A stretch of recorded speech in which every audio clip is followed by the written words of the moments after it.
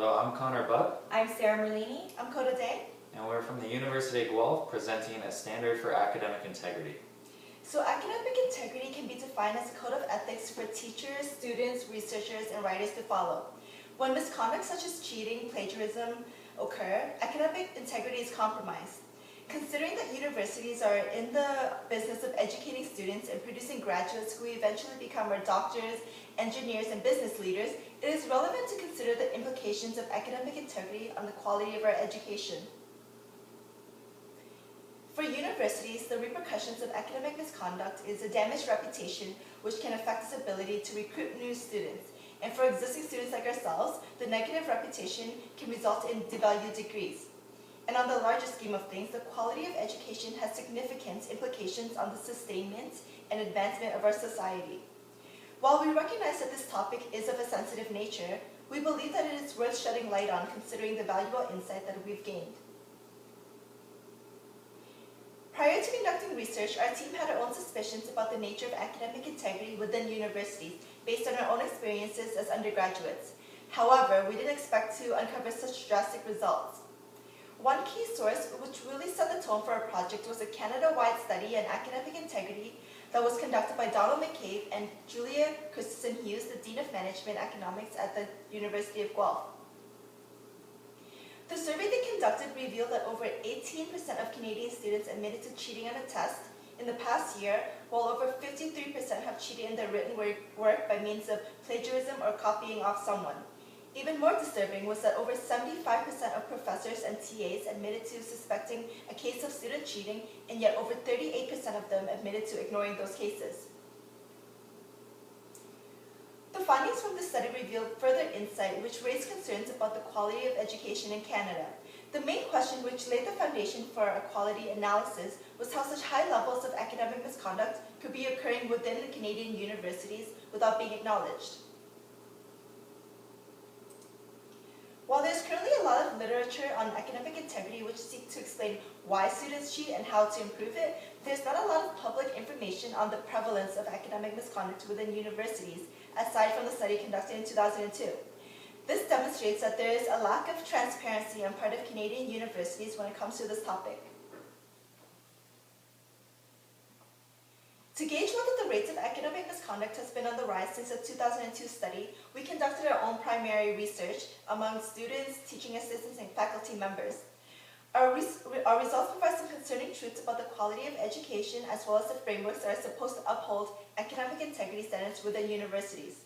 And on this note, I will pass it over to Sarah, who will go into the methodology of our primary research.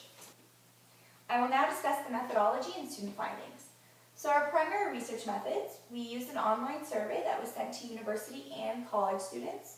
This was among all class levels and all grade averages. In addition, we also set up interviews with teaching assistants from the University of Guelph, as well as professors from the University of Guelph. As we can see, these two graphs represent our findings. So on the first one, we see our class level. We can see that our respondents vary from first year all the way to graduate students and master's students. Now down here we see the response rate, including the averages of the students that did respond. So majority of 54% of the students fall between 70 and 80% class average. So student involvement in academic misconduct. 83% have known someone who has cheated or plagiarized. 44% know someone who has been caught, and 59% have helped someone else cheat or plagiarize. The findings from our survey are consistent with our secondary research in that we found that only 53% of students admit to cheating or plagiarizing themselves, even though 79% say that they have been tempted to. Of this 53% of the respondents who say that they have cheated or plagiarized, over half got away with it. The most common ways of cheating or academic misconduct are from copying from a peer. Most common reasons for why students cheat or plagiarize. So they believe that it is too easy to not take advantage of, they feel pressure to maintain high grades, and because of time restraints. So student understanding of academic misconduct. Students believe that they are aware of the definition and consequences, and they do believe that there is adequate explanation provided, and they also believe the consequences are harsh. So as we see that there is no need to improve communication of the definition or its consequences. However, we must focus on deterring students from taking part in academic misconduct. Students are widely aware of what academic misconduct is, however, they still aren't stopping from doing so. So now we also have a teaching assistant findings. So we interviewed several BCom teaching assistants. They have assisted in a minimum of 6 courses during their career. We interviewed them individually. In terms of plagiarism, there was no formalized training reported by the teaching assistants.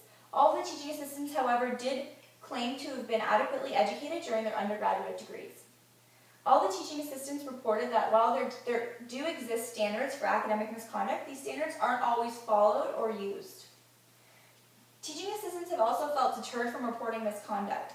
This is because the process is long and daunting, and they sometimes never hear back of the outcome. It is also highly subjective and inconsistent. What one teaching assistant views as academic misconduct, another may not. In terms of cheating, we are talking about cheating on exams or tests. So it is highly difficult to prove. There are little consequences, and there's little TAs can actually do. The most that they can say is to ask students to keep their eyes on their own paper. All of the TAs interviewed said that it would be beneficial for them to receive more power and have more control over how to handle said cases. They had also claimed that professors tend to turn a blind eye when finding cases of cheating on exams, as it is very difficult to prove. General findings. So professors have a lot of influence over their TAs. It is also important to know that professors have a lot of pressure on them to keep their high class averages up, and they don't want different cases of academic misconduct on their records. Gender influence was also noticed. A TA that we interviewed mentioned that he noticed that more males were caught with academic misconduct than females. Also, international students were found to have more cases of academic misconduct over other students. So I will now pass it on to Connor to discuss the analysis. Okay, so I'm just going to summarize some of our analysis and our interpretations of all of this information. So to start, I'll go into the students and their role in the process of academic integrity. So to start, our main finding was that students are well aware of the consequences, however they continue to cheat. This has fostered a culture where it is acceptable and almost expected that students will cheat, therefore they're doing it. One reason we found for this culture is their past experiences in post-secondary, their education prior to their post-secondary education. So in schools like their high schools or middle schools, there is a very lax environment in terms of academic integrity, and this has created habits amongst these students where they have gotten used to cheating, and they continue to do so throughout their university or college experience. It's also very important to talk about the TAs and the professors and their role in this process. So again, the main finding that we found was that TAs have admitted that they feel like they have a lack of authority or incentive to hold high standards of academic integrity.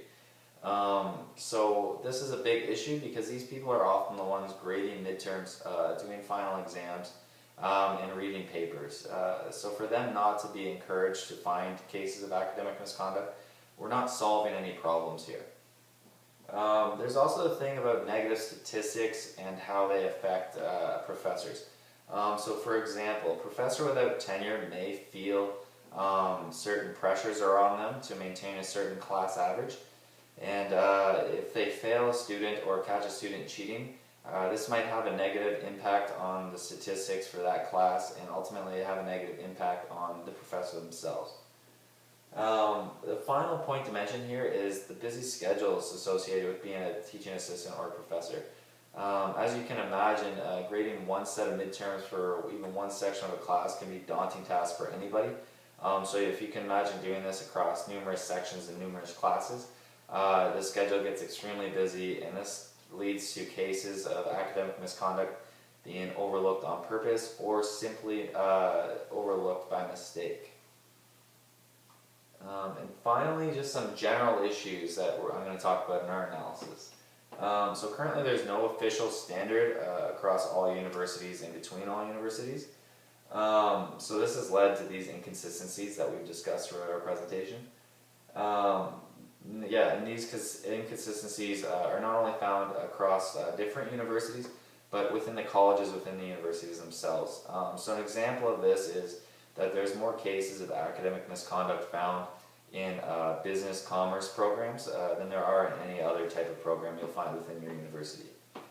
And that being said, across universities, in our discussions and in our research, we found that schools such as McGill University tend to be much more strict on the rules of academic integrity compared to other schools in the region. One final point to mention here is that currently there's no measurement of academic integrity across all universities, and since they're not being measured, we can't hold them accountable for quality, and since we can't hold them accountable, there's this sense of freedom, and this has ultimately led to these inconsistencies, which again leads into an unlevel playing field for students across universities. So I'm going to pass it off to Coda, and she's going to take you through some of our recommendations. So based on the insight gained through our research, we've developed some recommendations intended to help sustain academic integrity within universities. Our first recommendation is to develop a uniform standard for academic integrity that will be consistent among all students, disciplines, colleges, and universities in Canada. A uniform standard is necessary because it will outline clear expectations and protocols for universities to follow, thus eliminating any bias or ulterior agendas that may compromise academic integrity standards within individual universities. So we also want continuous audits to measure effectiveness of standards. So we want these audits to be conducted at all post-secondary institutions across Canada. We also want to enforce these standards earlier on in the education system so that students in high school are aware of the standards before they enter any post-secondary education. We also want more resources from the government to support universities' initiatives to sustain academic integrity. So this includes funds and money to help support the academic integrity system. And to conclude, I just got a couple points here to make. So the road to quality begins with the development and implementation of strong frameworks and processes that foster quality. And finally, it's important to motivate staff, students, and all stakeholders to share and commit to the vision of upholding quality education. And on that note, I'll thank you for listening to our presentation.